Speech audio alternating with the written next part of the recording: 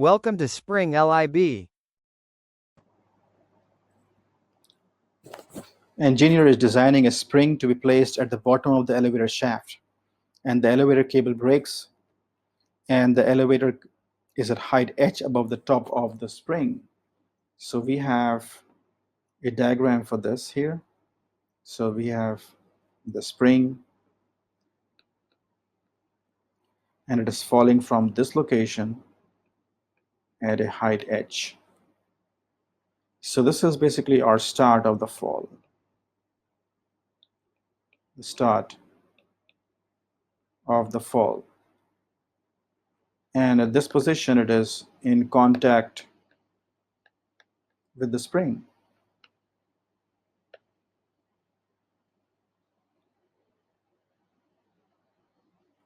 And finally, what happens is that the elevator comes to rest at this location, which is our bottom of the fall. This is the bottom of the fall, and also this is our position for our 0 GPE. Now they're saying that what is given in the problem is that calculate the value of the spring constant K so that the passengers undergo an acceleration of no more than 5g when brought to rest. Now the maximum acceleration of 5g occurs when the force is maximum,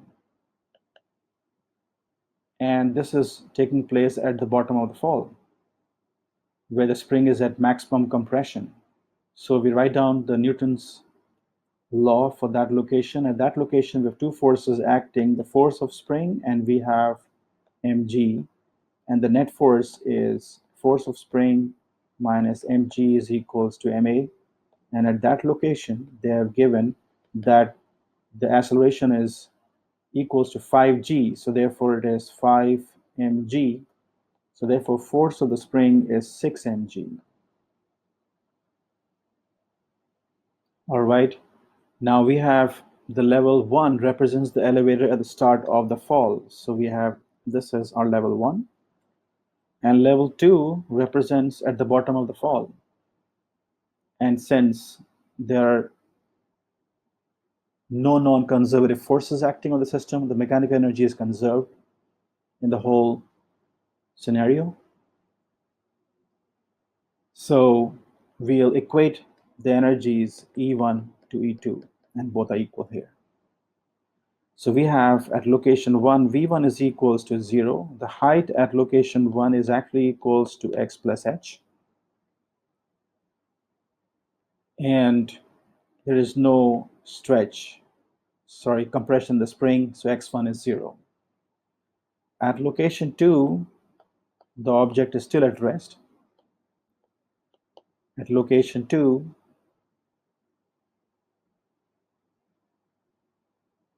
the velocity is equals to 0, and then we have the stretch is equals to x at that location, and y2 is equals to 0 at that location as well. So we have x2 is equals to x. So this is the compression of the spring. So applying the law of conservation of energy, so total energy at E1 is equals to the kinetic energy, which is 0, plus the potential energy, which is mgy1, plus half kx1 squared, which is equals to 0 plus mgy1 is x plus h, and there is no stretch. So therefore we have the total energy is this, mgx plus h.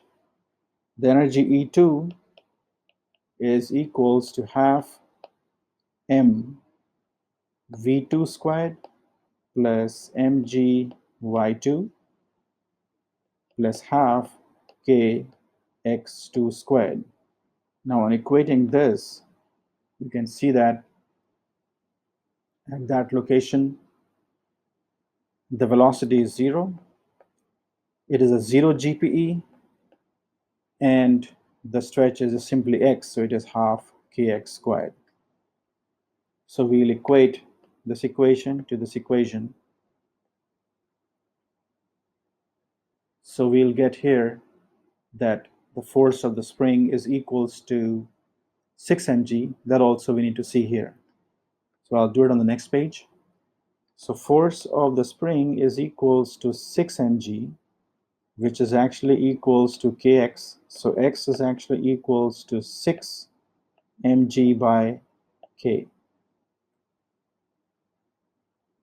And by the conservation of energy equation, we have got mg x plus h is equals to half kx squared. So just plug in the values here now. Mg 6 mg by k plus h equals half k, and the value of x again 6 mg by k squared. So if you solve that equation, you'll get k is equals to 12 mg by h.